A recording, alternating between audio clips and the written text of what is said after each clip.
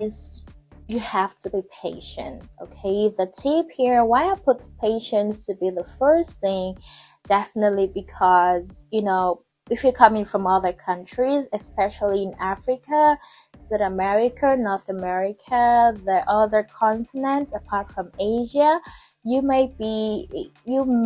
are likely, or rather you will encounter some cultural shocks that really requires your patience.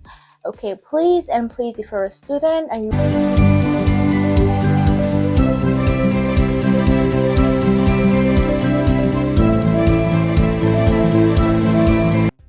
hi, hello guys, welcome back to my channel. If you just see me for the first time, I'm Jane and I'm so glad to produce this video for you guys today. If you're a new subscriber, I'm sure you're gonna subscribe because I trust you're gonna subscribe. Okay, I'm seeing your face and you all laughing, you are smiling, you are having that nice look on your face today. So please, if you're not subscribed, please do so because I'm rooting for that.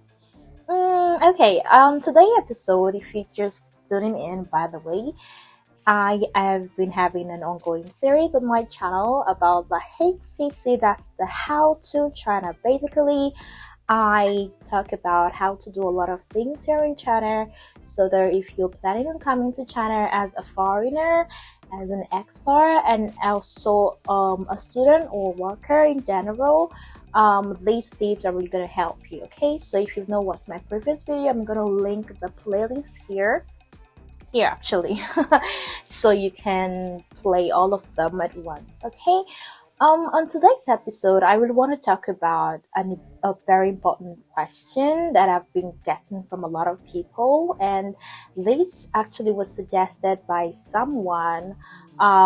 He actually said I should talk to the audience about this particular question. Okay, so the question here today is basically how to deal with the international Chinese teachers when you come to China. Okay, briefly, I'm a student, and if you're coming here as a student, or maybe you want to have the student visa when you come here later on, I would advise you guys to really listen up. Okay, just listen up and also try to get this information to yourself because they are definitely gonna help you. Okay, so the first tips on basically how to confront and talk to the Chinese teachers that are in charge of the International Admission Board, or if you're here for scholarship, or maybe self-sponsorship or other forms of scholarships. These tips are really going to help you. Okay, so number one tip, I'm just going to dive into them, is you have to be patient. Okay, the tip here, why I put patience to be the first thing, definitely because if you're coming from other countries, especially in Africa, South America, North America, the other continent apart from Asia, you are likely, or rather you will encounter some cultural shocks that really requires your patience.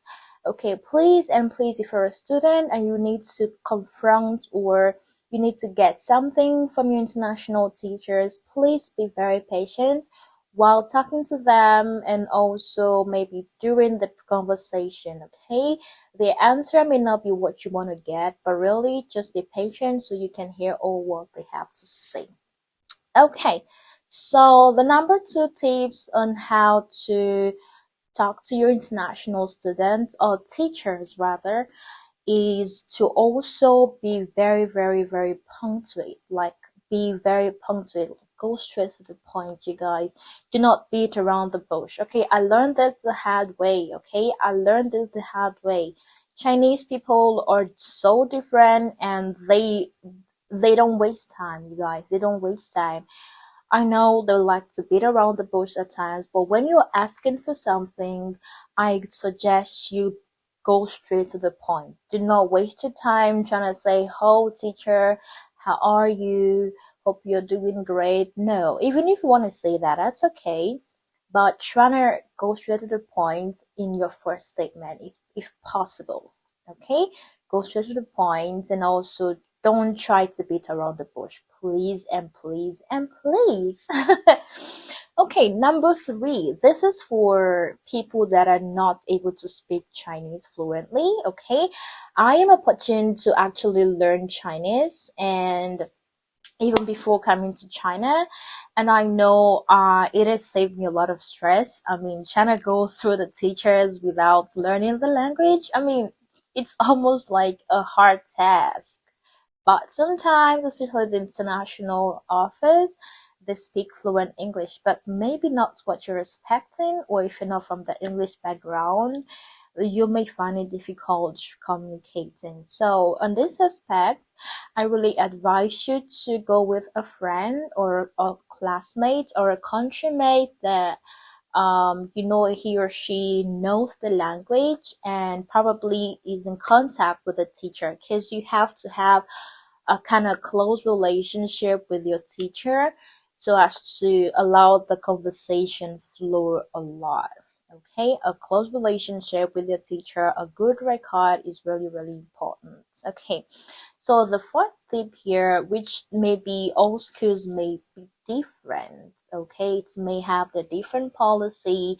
Maybe the schools in the west and the north side of China may just be so different. Is that you should always be punctual. Okay, be punctual to whatever meeting you are booking or attending that involves your international teachers or the admission board in general. You guys, I cannot really overemphasize this, because I mean, I got to China and I really love the fact that I'm being very punctual now. Before, I was not punctual, you guys, and I used to be like some hours. Oh, no, no, not some hours. That's. I used to be some minutes late for maybe sometimes an interview, which is so bad, you guys. So please, the nutshell, try not be punctual to any gathering, please. That especially involves your international teachers, because they keep records of all of that. Even if you don't know, just get it from me. Okay, this is why actually I bring this series to you guys, so you can hear from the horse mouth. I'm a student here and I know what I've seen, and all these tips, trust me, are valid. Okay, so I don't know if this is the last tip. Is this the fourth or the fifth tip? I can't remember. Okay, I'm just gonna put the fifth tips here because I plan on giving 5 tips, but if it's 5 already, this is just gonna be a bonus. Okay, the fifth tip here, or the bonus tip here, is really to attend activities when hosted by your international students, teachers, and the admission board. I think me personally, I hardly attend activities, not because I don't want to attend, but because I just find it a bit stressful at times, and I'm the kind of person that I'm a bit shy when it comes to public speaking, especially when you have to speak to a lot of people. You guys, I'm not shy generally, but oh, I don't think I can do some of the activities. But I love to travel either ways. So, and you guys, the sad thing here is I got here 2019, and the COVID thing started 2020. So basically, there aren't been a lot of activities so far. So it isn't my fault either ways. Okay, so just trying to attend the activities because it gives you that edge and the higher level of the student on the student list. Oh, in the admission board, and the international teachers will get to know you from there. If you're lucky enough, you get likes and you get all those miscellaneous the school are having. Okay, whatever information comes to the school, by the way, the school will definitely contact you first. I mean, period. Even if I'm not in that stage, but I know people that are benefiting from that aspect. Okay, guys, I don't want this video to be so long. I just want it to be 10 minutes on the dot. So, thank you so much if you've listened and if you watch up to this moment. Please get this in your head because you are definitely going to need it as an international student coming to China. Okay, thank you so much once more. And please do not forget to subscribe, watch all my HCC series, and also my previous series about when I interviewed a lot of people from different countries. Thank you so much, guys, and I'm gonna call it a day for today. Bye.